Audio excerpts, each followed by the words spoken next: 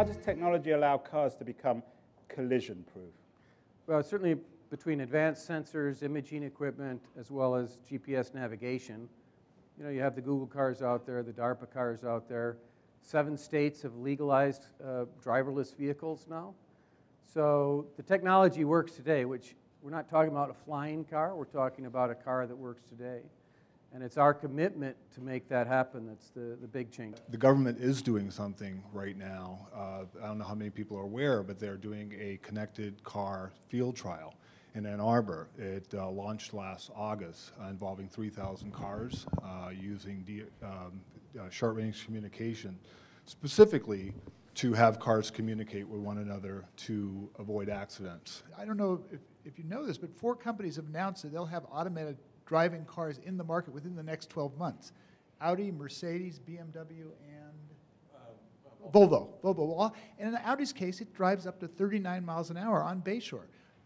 We're about to enter into this great social experiment because, you know, you're still responsible. You may sell these cars from Audi, but I have an Audi parked out front. Its Bluetooth does not pair properly on my audio.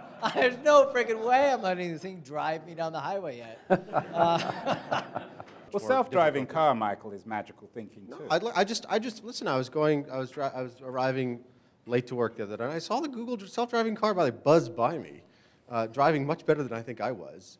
And I don't know if the person had his hands on the wheel, but there was something, you know, the big whirly gig on top of the thing. It's kind of like, it's like Star Trek, you know what I mean? I think in our mind, the vision is right. I mean, there is a chance that we're going to get to driverless, and that will be a part of the total system. So collision-proof car means exactly that. It can be a very light vehicle that's very application-oriented.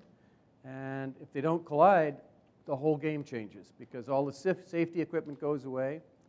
Last month, I was with a German CEO of a company that makes airbags for cars. And after I gave this talk, he came up with kind of a whiter-looking face. And he said, you know, our board has never considered the possibility that the world wouldn't need airbags. And certainly, you know, with collision-proof cars, you don't need airbags, you don't need steel-proof this and that, you don't need all the collision tests. It totally changes that part. The inside of the car is going to change a lot, as you say. Right now, cars are sold by acceleration, and then they're going to be sold by comfort rather than acceleration. They'll be face-to-face, so they're actually a pleasant experience. Your child will say, "Mommy, are we there already?" rather than, "Are we there yet?" Although if we buy all this stuff, it pretty much means the end of the car insurance industry, doesn't it, David? Yeah, I think that's be obsolete, yeah. Anyone there from here, from the car insurance? You should be looking for new work. Andrew, the minute that you realize that you can be in this thing and surf your email and not touch the car, that will be awesome.